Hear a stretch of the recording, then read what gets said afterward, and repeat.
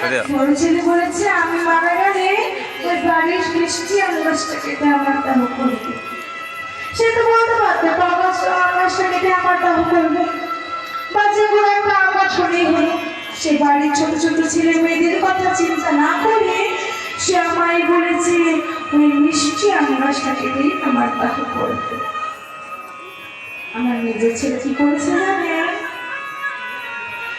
বিদেশ থেকে দামি আমি পাথর এনে আমার শ্মশানের পাশে স্মৃতি মন্দির বানিয়ে দেয়।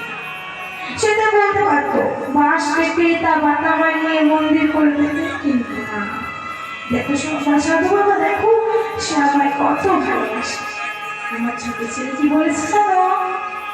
আমার ছোট ছেলে বলেছে যে ওই বিদেশ থেকে দামি দামি মিষ্টি এনে যেখানকার যা ভালো বিখ্যাত খাবার সেগুলি 7 গ্রামের লোককে খাওয়াবে।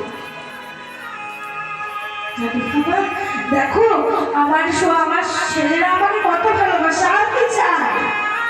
আর কি চায়? আমার ছেলেরা আমাকে ভালোবাসে, এটাই তো আমার সব থেকে বড় চাওয়া। বলো, আমার তো আর কিছু চাই না। সাধু বাবা বলছে অনেক তো ছেলেদের কথা ভাববো, এবার তার কথা একটু ভাববো।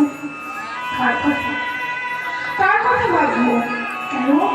যে তোমার সব থেকে আপনজন, আমার আপনজন। আমার আপনজন মানে তো আমার সন্তান, তারাই তো আমার সব থেকে আপনজন। তারা আমায় কত ভালোবাসে, আমি তাদের কত ভালোবাসি, তারাই তো আমার আপনজন। আরে না না, তারা তোমার আপনজন নয়।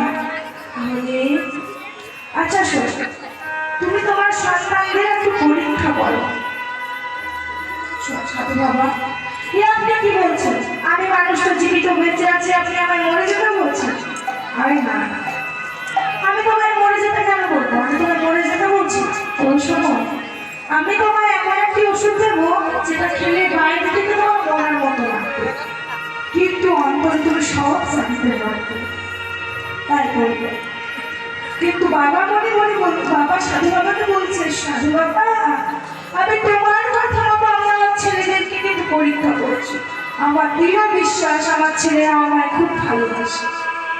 তাই সাধু বাবার সঙ্গে চ্যালেঞ্জ করে প্রতিজ্ঞা করে চলে গেলেন গৃহে। রাত্রি হলো, খাওয়া দাওয়া হলো, সাধু বাবার ওই ওষুধ খেয়ে বাবা ঘুমিয়ে পড়ল।